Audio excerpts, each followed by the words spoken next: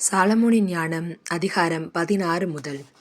எனவே அவர்கள் அவற்றைப் போன்ற உயிரினங்களால் தக்கவாறு தண்டிக்கப்பட்டார்கள். விலங்கு கூட்டத்தால் வதைக்கப்பட்டார்கள். இத்தகைய தண்டனைக்கு மாறாக நீர் மக்களுக்கு பரிவு காட்டினீர். சுவை மிகுந்த அரிய உணவாகிய காடைகளை அவர்களுக்கு உண்ண கொடுத்தீர். இவ்வாறு அவர்களது ஆவலை தணித்தீர். எகிப்தியர்கள் உணவு அருந்த விரும்பிய போதிலும் அவர்கள் மீது ஏவப்பட்ட அருவருக்கத்தக்க விலங்குகளால் உணவின் மேல் அவர்களுக்கு இருந்த நாட்டமே அற்றுப்போயிற்று. மக்களோ சிறிது காலம் வறுமையில் வாடிய பின் அருஞ்சுவை உணவை உண்டார்கள். ஏனெனில் கொடுமை செய்தவர்கள் கடுமையான பற்றாக்குறைக்கு ஆளாக வேண்டியிருந்தது. மக்களுக்கோ அவர்களுடைய பகைவர்கள் எவ்வாறு அல்லல் படுகிறார்கள் என்று மட்டும் காட்ட வேண்டியிருந்தது. மக்கள் மேல் காட்டு விலங்குகள் கடும் சீற்றத்துடன் பாய்ந்தபோது, நெறிந்து வந்து நஞ்சு பாம்புகளின் கடியால் அவர்கள் கழிந்து கொண்டிருந்த போது உமது சினம் இறுதி வரை நீடிக்கவில்லை. எச்சரிக்கப்பட வேண்டி சிறிது காலம் அவர்கள் துன்பத்திற்கு உள்ளானார்கள்.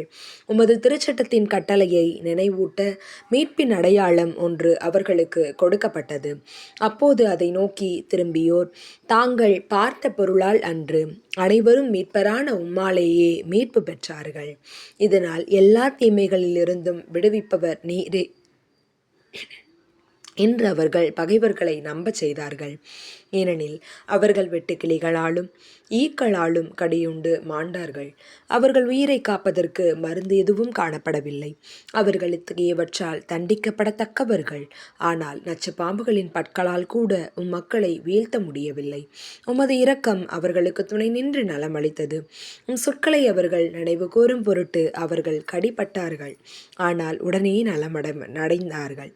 அவர்கள் ஆழ்ந்த மறதிக்கு உள்ளாகி பரிவை உதறி தள்ளாதபடி இவ்வாறு நடந்தது. பச்சிலையோ களிம்போ அவர்களுக்கு நலம் அளிக்கவில்லை. ஆனால் ஆண்டவரே, உமது சொல்லே எல்லா மனிதருக்கும் நலம் அளிக்கிறது. வாழ்வின் மேலும் சாவின் மேலும் உமக்கு அதிகாரம் உண்டு. மனிதர்களை பாதாளத்தின் வாயில் வரை கொண்டு செல்கிறீர், மீண்டும் அங்கிருந்து கொண்டு வருகிறீர். மனிதர் தம் தீய பண்பினால் ஒருவரை கொன்று விடுகின்றனர். ஆனால் பிரிந்த உயிரை அவர்களால் திருப்பிக் கொணர முடியாது. சிறைப்பட்ட ஆன்மாக்களை அவர்களால் விடுவிக்கவும் முடியாது. ஒருவரும் உமது கையினின்று தப்ப முடியாது. உம்மை அறிய மறுத்துவிட்ட இறை பற்றில்லாதவர்கள் உமது கை வன்மையால் வதைக்கப்பட்டார்கள். பேய் மழையாலும் கல் மழையாலும் கடும் புயலாலும் துன்புறுத்தப்பட்டு தீயால் அறவே அளிக்கப்பட்டார்கள். எல்லாவற்றையும் விட நம்ப முடியாதது எது என்றால், அனைத்தையும் அவிக்கக்கூடிய தண்ணீரில் அந்த நெருப்பு இன்னும் மிகுதியாய் கொழுந்துவிட்டு எரிந்ததுதான். ஏனெனில் அனைத்துலகும் நீதிமான்களுக்காக போராடுகிறது. கடவுளின் தண்டனை தீர்ப்பு தங்களை பின்தொடர்கிறது என்பதை இறை பற்றில்லாதவர்கள் கண்டுணருமாறும், அவர்களுக்கு எதிராய் அனுப்பப்பட்ட உயிரினங்கள் எரிந்து விடாதவாறும் நெருப்பின் அனல் சில வேளைகளில் மட்டுப்படுத்தப்பட்டது. மற்றும் சில வேளைகளில் நீதியற்ற நாட்டின் விளைச்சல் அளிக்கவே தண்ணீர் நடுவிலும் அந்நெருப்பு முன்னைவிட மிக கடுமையாக எரிந்தது.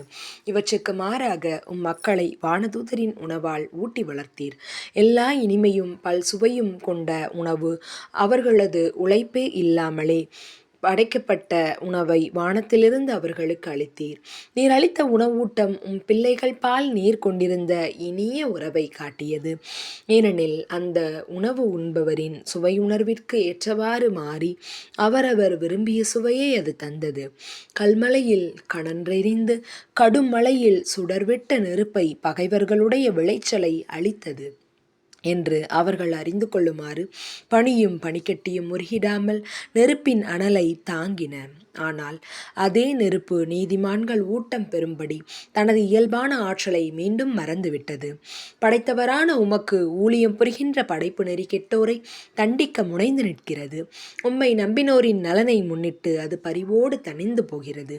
எனவே அந்நேரத்திலேயே படைப்பு எல்லா வகையிலும் தன்னை மாற்றியமைத்து கொண்டது. தேவைப்பட்டவர்களின் விருப்பத்திற்கு ஏற்ப எல்லோரையும் பேணி காக்கும் அது வல்லன்மைக்கு பணிந்தது. ஆண்டவரே, மனிதரை பேணி காப்பது நிலத்தின் விளைச்சல் அல்ல, மாறாக உமது சொல்லே உம்மை நம்பினோரை காப்பாற்றுகிறது என நீர் அன்பு கூறும் மக்கள் இதனால் அறிந்து கொள்வார்கள். நெருப்பினால் எரிபடாதது காலை கதிரவனின் ஒளிக்கீற்றாலேயே வெப்பமடைந்து எளிதில் உருகிற்று. கதிரவன் எழும் முன்பே மக்கள் எழுந்து உமக்கு நன்றி கூறவும் வைகறை வேளையில் உம்மை நோக்கி மன்றாடவும் வேண்டும் என்று இதனால் உம்மால் உணர்த்தப்பட்டது. ஏனெனில் நன்றி கொண்டோரின் நம்பிக்கைக்கு குளிர்காலத்து உறைபனி போல் உருகிவிடும், பயனற்ற தண்ணீர் போல் ஓடிவிடும். உம் தீர்ப்புக்கள் மேன்மையானவை, விளக்க முடியாதவை. எனவே அவற்றை கற்றுத் தெளியாத மனிதர்கள் நெறி தவறினவர்கள். நெறி கட்டவர்கள் உமது தூய மக்களினத்தை அடிமைப்படுத்த எண்ணிய போது அவர்களே காரிருளில் அடிமைகளாகவும் நீண்ட இரவின் கைதிகளாகவும் தங்கள் வீடுகளுக்கு உள்ளேயே அடைப்பட்டு உமது முடிவில்லா பாதுகாப்பினின்று கடத்தப்பட்டார்கள். மேலும் மறதி என்னும் இருள் அடர்ந்த திரைக்கு பின்னால் தங்கள் மறைவான பாவங்களில் மறைந்து கொண்டதாக எண்ணிக்கொண்டிருந்த அவர்கள் அச்சத்தால் நடுங்கியவர்களாய் கொடிய காட்சிகளால் அதிர்ச்சியுற்று சிதறுண்டார்கள். அவர்கள் பதுங்கியிருந்த உள்ளறைகள் கூட அவர்களை அச்சத்திலிருந்து விடுவிக்கவில்லை. அச்சுறுத்தும் பேரொளிகள் எங்கும் எதிரொலித்தன. வாடிய முகங்கள் கொண்ட துயர ஆவிகள் தோன்றின. எந்த நெருப்பின் ஆற்றலாலும் ஒளி கொடுக்க இயலவில்லை. விண்மீன்களின் ஒளி மிகுந்த சுடர்களாலும் இருள் சூழ்ந்த அவ்விரவை ஒளிர்விக்க முடியவில்லை. தானே பற்றியிருந்த அச்சுறுத்தும் தீயை தவிர வேறு எதுவும் அவர்கள் முன்னால் தோன்றவில்லை. அவர்களோ நடுக்கமுற்று தாங்கள் காணாதவற்றை விட கண்டவையே தங்களை அச்சுறுத்துவன என்று உணர்ந்தார்கள். மந்திரவாத கலையின் மாயங்கள் தாழ் உற்றன. அவர்கள் வீண் பெருமை பாராட்டிய ஞானம் வெறுப்புடன் கண்டிக்கப்பட்டது.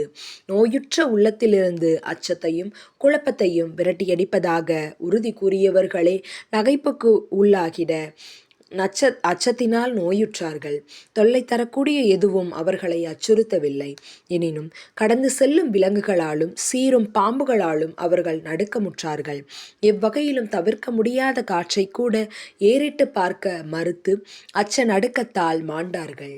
கயமை தன்னிலே கோழைத்தனமானது தானே தனக்கு எதிராக சான்று பகர்கிறது. மனசான்றின் உறுத்தலுக்கு உள்ளாகி இடர்களை எப்பொழுதும் மிகைப்படுத்துகிறது. அச்சம் என்பது பகுத்தறிவின் துணையை கைவிடுவதே. உதவி கிடைக்கும் என்னும் எதிர்பார்ப்பு குன்றும் போது துன்பத்தின் காரணமறியாத நிலையை உள்ளம் ஏற்றுக்கொள்கிறது. உண்மையிலேயே வலிமை சிறிதும் இல்லாததும் ஆற்றலற்ற கீழுலகின் ஆழத்திலிருந்து வந்து கவிழ்ந்ததுமான இரவு முழுவதும் அவர்கள் யாவரும் அமைதியற்ற உறக்கத்தில் ஆழ்ந்திருந்தார்கள்.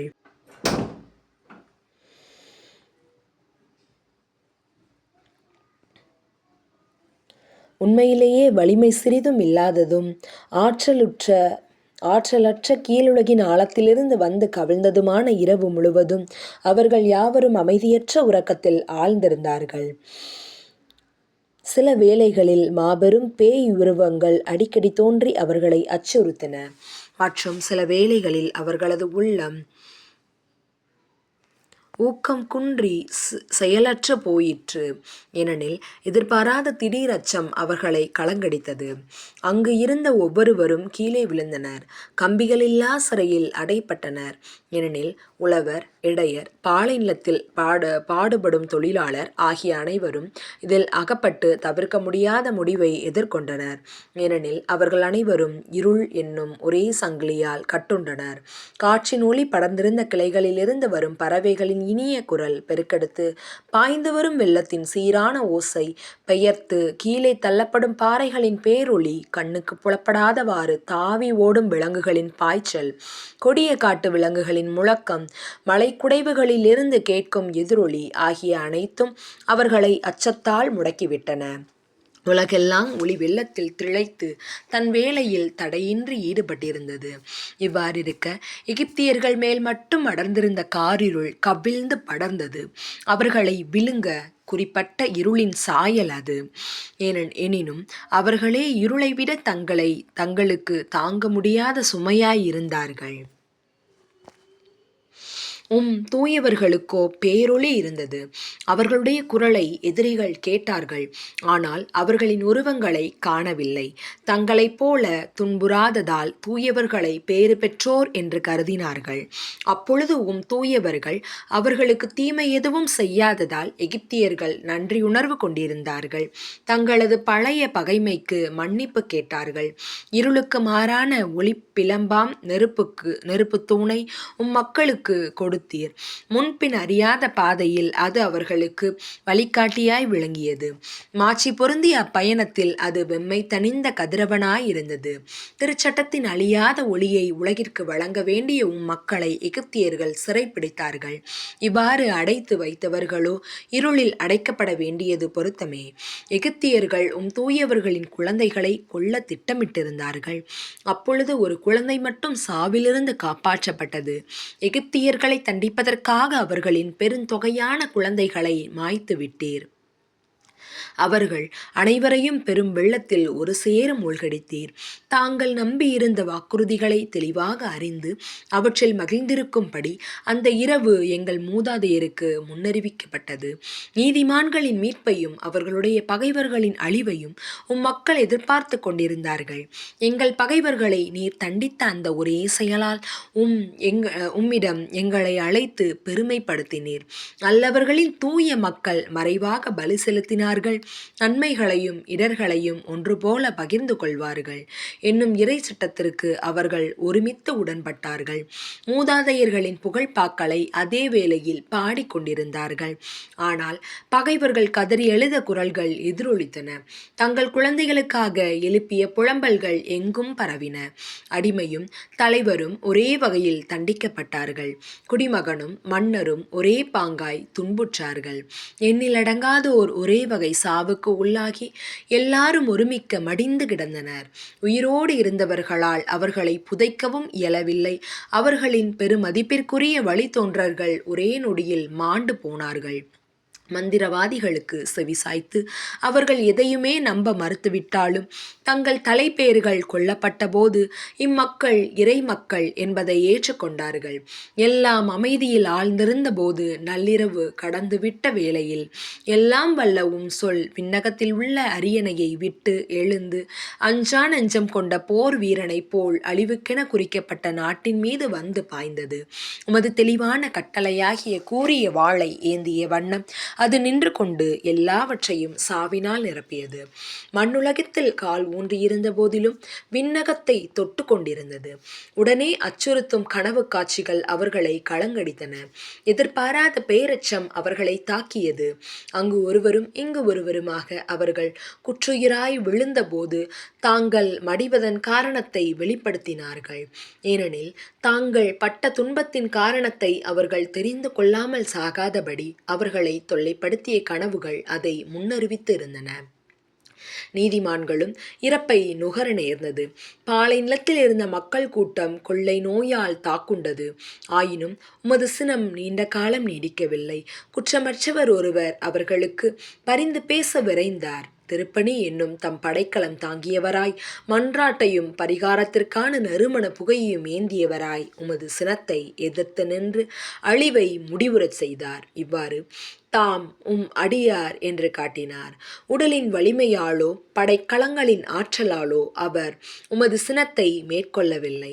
ஆனால் எங்கள் மூதாதையருக்கு அளிக்கப்பட்ட வாக்குறுதிகளையும் உடன்படிக்கையையும் நினைவூட்டி வதைப்போனை தம் சொல்லால் தோல்வியுறச் செய்தார்.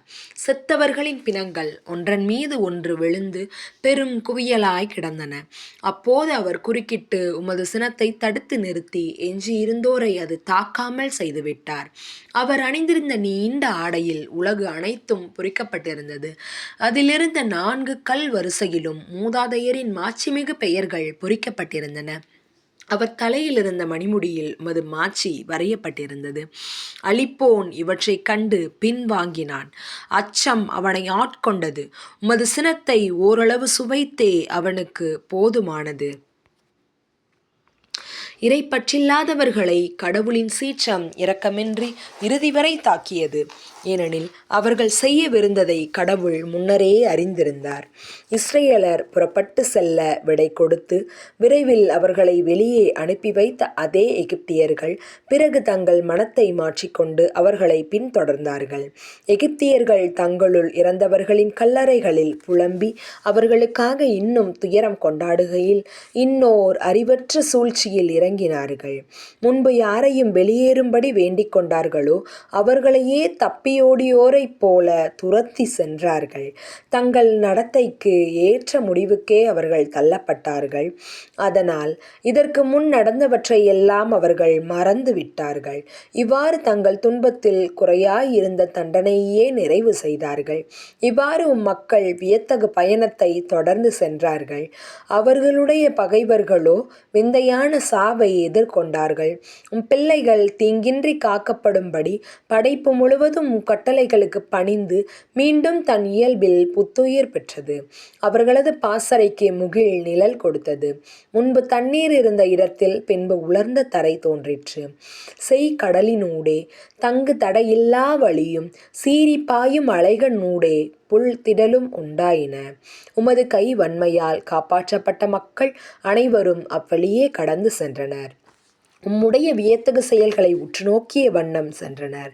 குதிரைகளைப் போல குதித்து கொண்டும் ஆட்டுக்குட்டிகளைப் போல துள்ளி கொண்டும் தங்களை விடுவித்த ஆண்டவராகிய உம்மை புகழ்ந்து கொண்டே சென்றனர். அவர்கள் வேற்று நாட்டில் தங்கியிருந்த போது நிகழ்ந்தவற்றை இன்னும் நினைவு கூர்ந்தார்கள். விலங்குகளுக்கு மாறாக நிலம் கொசுக்களை தோற்றுவித்ததையும் மீன்களுக்கு மாறாக தவளை கூட்டங்களை ஆறு உமிழ்ந்ததையும் அவர்கள் இன்னும் நினைவில் வைத்திருந்தார்கள். பின்பு சுவையான இறைச்சியை அவர்கள் விரும்பி வேண்டிய பொழுது புது வகை பறவைகளை கண்டார்கள். ஏனெனில் அவர்களுடைய விருப்பத்தை நிறைவு செய்ய கடலிலிருந்து காடைகள் புறப்பட்டு வந்தன. பேரிடியால் எச்சரிக்கப்பட்ட பின்னரே பாவிகள் தண்டிக்கப்பட்டார்கள். தாங்கள் செய்த தீச்செயல்களுக்காக நீதியின்படி துன்புற்றார்கள். ஏனெனில் அந்நியர் மட்டில் பகைமையுடன் நடந்து கொண்டார்கள். சோதோம் நகரை சேர்ந்தோர் தங்களை நாடி வந்த வேற்றினத்தாருக்கு இடம் கொடுக்க மறுத்தார்கள். எகிப்தியர்களோ தங்களுக்கு நன்மை செய்தவர்களையே அடிமைப்படுத்தினார்கள். இது மட்டுமன்று, சோதோம் நகரை சேர்ந்தோர் உறுதியாக தண்டனை தீர்ப்புக்கு உள்ளாவார்கள். ஏனெனில் அவர்கள் அயல் நாட்டினரை பகைவர்கள் என நடத்தினார்கள். எகிப்தியர்களோ அயல் நாட்டினரை விழா கோலத்துடன் வரவேற்று அவர்களுக்கு எல்லா உரிமையும் அளித்த பின்னரும் கொடும் தொல்லைகள் தந்து அவர்களை துன்புறுத்தினார்கள். நீதிமானின் கதவு அருகில் சோதோம் நகரை சேர்ந்தோர் கவ்விய காரிருளில் சூழப்பட்டு தம் கதவை தடவி பார்த்து வழி தேடியது போல் எகிப்தியர்களும் பார்வையற்று போயினர்.